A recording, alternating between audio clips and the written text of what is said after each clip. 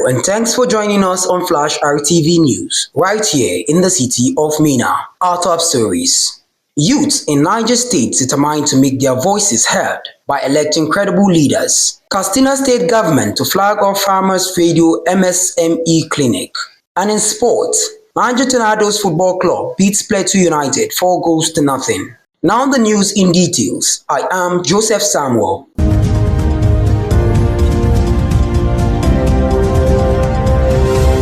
As Nigerite prepare for the forthcoming November 1st, 2025 local government election, youth in the state are determined to make their voices heard by electing credible leaders. In this special report, Flash RTV correspondents sample public opinions on their general perception and awareness election. Now the report.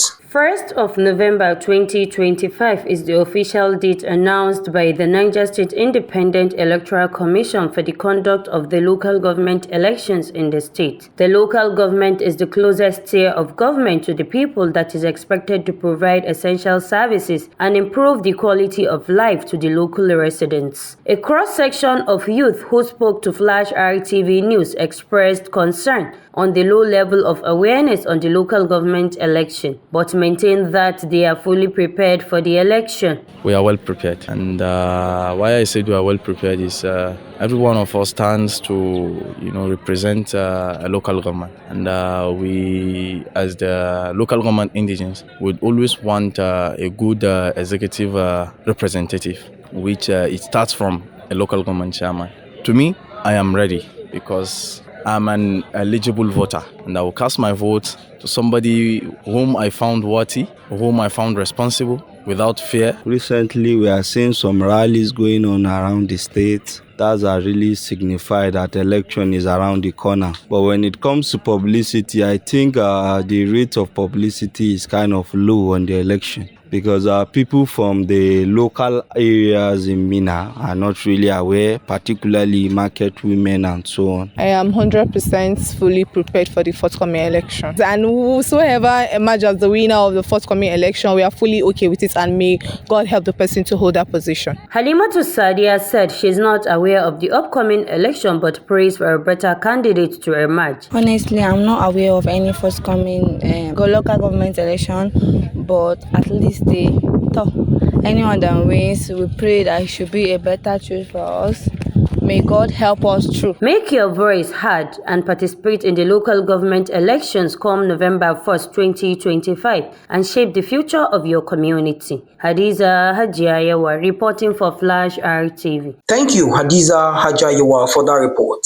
The news continues. Protesters who are agitating for the release of the detained leader of the Indigenous People of Biafra, IPOB, Nnamdi Kanu, have fled the protest ground after combined security forces released live bullets. The protesters, led by the convener of the #RevolutionNow movement and former presidential candidate of the African Action Congress, Omoyele Sowore, gathered as early as 6:50 a.m. around the headquarters of Women Affairs Ministry. According to reports, the security forces drawn from the Nigerian Police Guard, Department of State Security, DSS, and NSCDC has beefed up security around Presidential Villa. They mounted roadblocks at strategic places leading to the Presidential Villa, National Assembly Court of Appeal Headquarters, Force Headquarters, and Popular Eagle Square. Before the beef-up, the protesters had vowed to march to the Presidential Villa to press home their demands regarding the continued detention of the IPOB leader. The protesters had earlier thought the police officers were preventing them from advancing further, wanted to fire tear gas canisters at them, but they fled when live bullets were being released from different directions. As at when filing this report, the military armored personnel carrier from the Guard, Nigerian Police, and DSS were still stationed at those strategic locations. The Nigerian Army has confirmed the death of the commanding officer of the 202 Tank Battalion, Lieutenant Colonel Aliu Saidu Paiku, along with several soldiers following the first confrontation with Boko Haram insurgents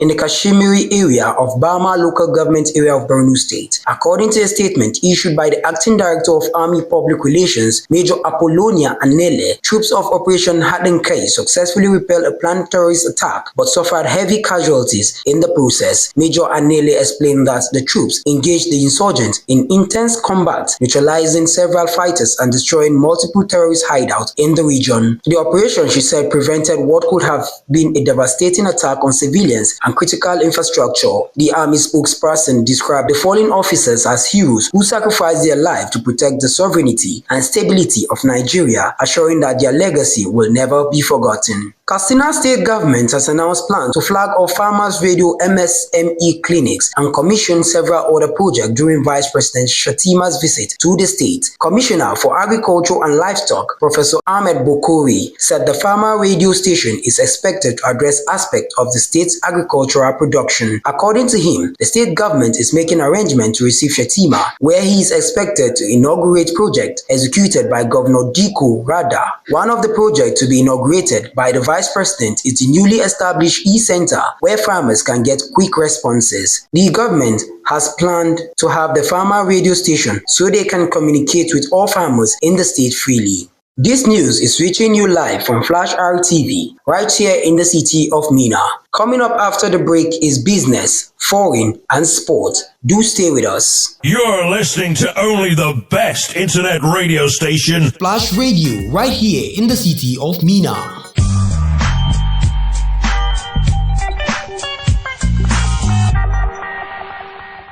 Welcome back. If you're just joining us, this is Flash RTV News. Meanwhile, a recap of the headlines.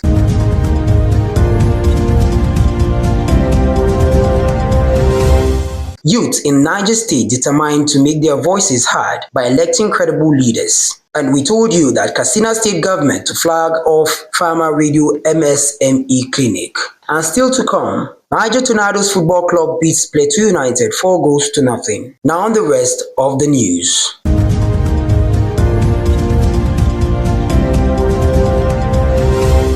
And on business, the Nigerian Naira experienced fresh pressure in the foreign exchange FX market last week, despite the Central Bank of Nigerian CBN efforts to stabilize the market, depreciating against the dollar as demand for FX continued to exceed supplies. The official exchange rate closed at $1,475, down to 1.37% week over week at the Nigerian Autonomous Foreign Exchange Market (NAFEM) window. The Naira experienced a slight depreciation as well, dropping by 0.61% to about $1,484 on the parallel market, which is frequently thought to be a more accurate representation of real-time supply-demand dynamic. These factors have all worked together to support the CBN FX market intervention and act as a buffer against outside stock. Improved external sector fundamentals continue to support the broader microeconomic framework, despite market concerns, as indicated by the increase in reserve.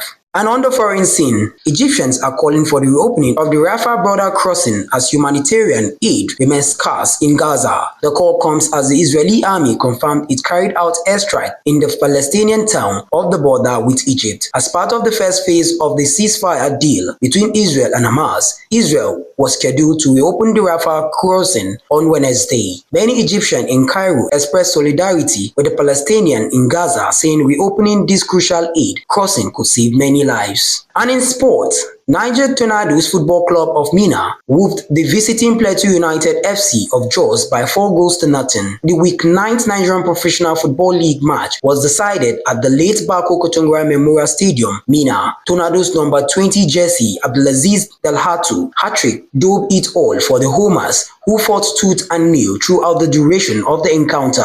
Although the visitors put up a good fight, but their coffin was finally nailed when Tado Shamangandi scored the fourth goal at the dying minute of the match. With this victory, the State Darling team is now occupying 4th position in the log with 14 points from 9 matches. The team will in their next match engage Kano Pillars in away fixture. And with that, we end the news on Flash RTV, right here in the city of Minna. But before we go, a quick look at our top stories.